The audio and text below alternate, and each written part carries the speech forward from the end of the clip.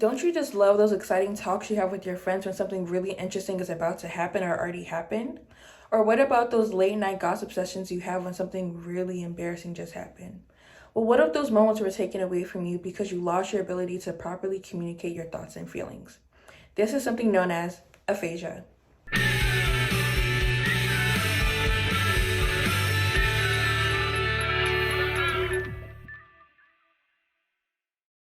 Well, first let's start off with what is aphasia? Aphasia is a disorder affecting nearly 1 million Americans. This disorder is an impairment of language which impacts the production of speech, the comprehension of speech, and the ability to read and write. Aphasia occurs when the portion of the brain that is responsible for language becomes damaged. So let's take a much deeper look at the human brain. The human brain is split into two hemispheres, the right hemisphere and the left hemisphere. The left hemisphere is responsible for language. Within the left hemisphere is a region known as Broca's area. This region is a key component of speech as it deals with the naming of objects and the coordination of the muscles involved in speech. Near the Broca's area is another region known as Wernicke's area, and this region is essentially responsible for associating meaning to speech sounds.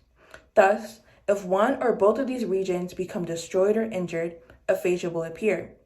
So as you probably already anticipated, those with strokes are actually the most likely to develop aphasia because there's a reduced or interrupted supply of blood to the brain. So the area actually becomes damaged or dies out. But other brain injuries, infections, and tumors can also contribute to the development of aphasia. With aphasia, it is key to note that those with this disorder are perfectly aware of what they want to say and how they intend on saying it, meaning all their thoughts are accurately presented in their head and minds. It's actually communicating these words in a correct manner that's the issue. For example, those with aphasia may switch words that are similar or related, and this is known as paraphasias. So, saying apple instead of orange, or saying park instead of bark. They may even come up with their own words that don't necessarily have any meaning. Aphasia can actually be categorized into two different types of forms: Wernicke's aphasia or fluent aphasia, and Broca's aphasia or non-fluent aphasia.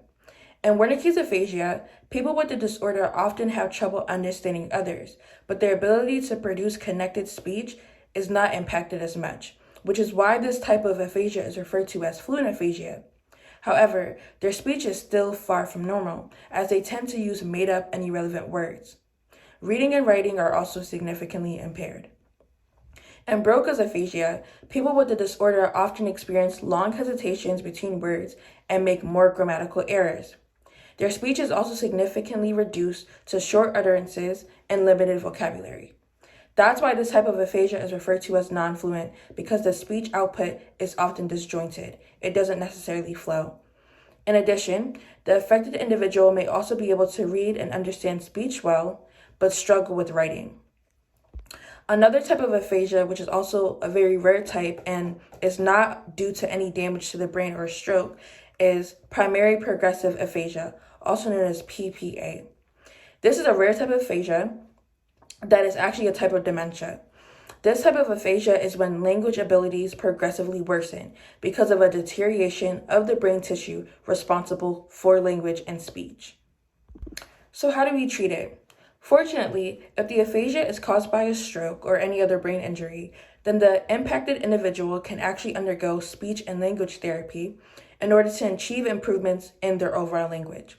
And this is because of our brains that have a wonderful superpower known as brain plasticity. And this is basically the brain's ability to repair itself. So as the brain is repairing, other areas of the brain are permitted to actually take over and perform some functions during this recovery process. And with the aid of a speech and language pathologist, also known as an SLP, those with aphasia can learn how to utilize any remaining language abilities they have, restore their language abilities, as well as learn new ways to express their thoughts and communicate. Scientists are still conducting research and experiments towards using new and advanced forms of technology to better treat aphasia. But it is always important to be empathetic towards those who with aphasia. Give them the time and respect that you would anyone else, and the time and respect that they deserve. Just imagine having so much to share and express, but having significant trouble doing so.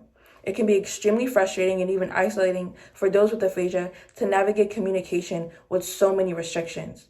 Many have even reported that their social life has decreased significantly because of their disorder. So again, always be mindful of this and you can actually help them. Well, that marks the end of this video.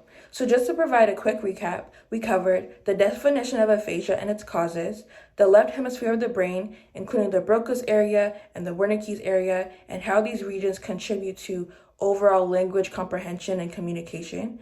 We also discussed the different types of aphasia, as well as how aphasia can be treated. I hope this video helped. Can't wait to see you in the next video.